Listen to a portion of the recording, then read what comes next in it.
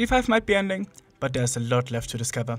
Starting with the first big public leak, the Project Bible of Make Your Mark, which shows us at least part of what Make Your Mark could have been, as well as revealed some long-awaited pieces of information. And I'm here to share these new infos with you, or at least give you the most important and new things. It starts with some series style details, as well as some stuff about the basic setting, but we're gonna skip that for now, because I wanna start with the juiciest information. What really happened in Equestria during the time skip? Yes, you heard me right. This Bible talks about what happened in the Giant Gap.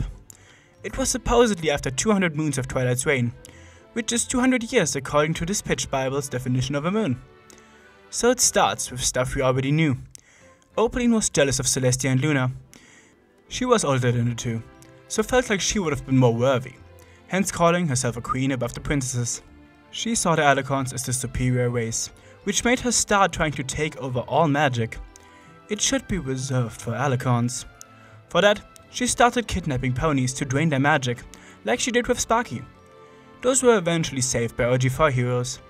This made Opaline's threat real, and caused the creation of the crystals, as we've seen in the comics. I'm glossing over a few things here, but I want to get to the juiciest part. There's more interesting stuff to read for yourself.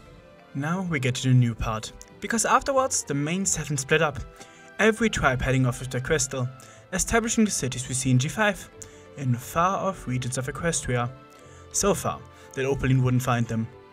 The unexplored wilds.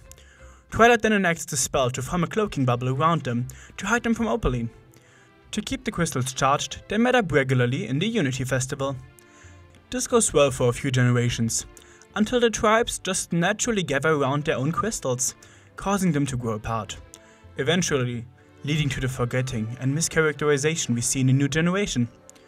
The crystals aren't getting recharged either, so magic fades away.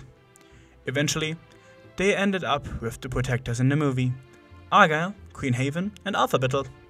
Even if they didn't know they were protecting it, they were part of the legacy of the passed down crystals. So yeah, we finally know what happened. It wasn't Twilight's generation that messed up, but the ones after.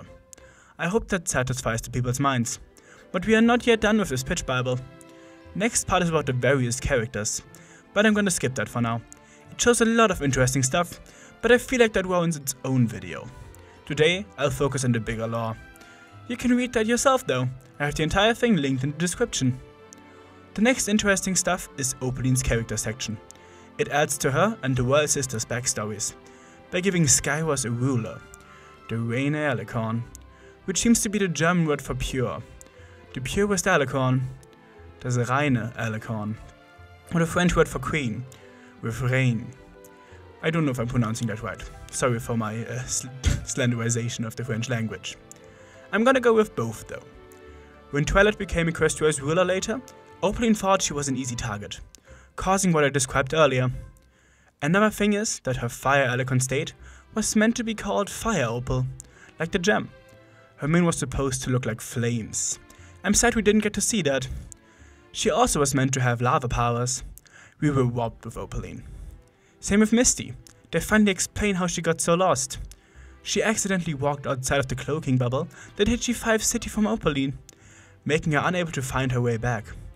Eventually being found by Opaline and slowly forgetting her childhood throughout Opaline's gaslighting and manipulation. We now skip through the locations we saw in the movie to get to the regions we were meant to see. The frozen north, which became Starlight Ridge, the islands, which ended up just being the sea pony world, but interestingly, they plan to add neon ponies to these islands, a bioluminescent type of pony.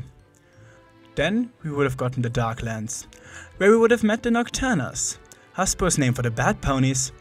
It's their homeland, so we would have finally seen some proper lore on the bad ponies. And at last, the Flutter Grotto, where we would have met the Flutter ponies a la G1. Those are listed as ideas though, not explicit plans. We can't forget Skywars here though.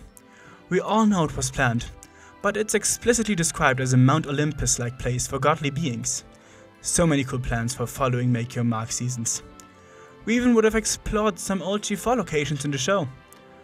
The next section in the Bible is about the way magic and cutie marks have evolved since G4.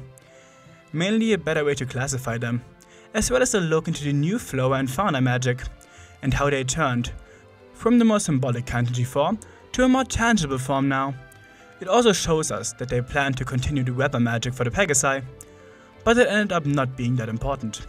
If G5 had continued, we would have seen them rediscover some old parts of their magic, alongside the new. It was lost magic, since the generations without it just forgot the knowledge needed for it. It's tragic if you think about it.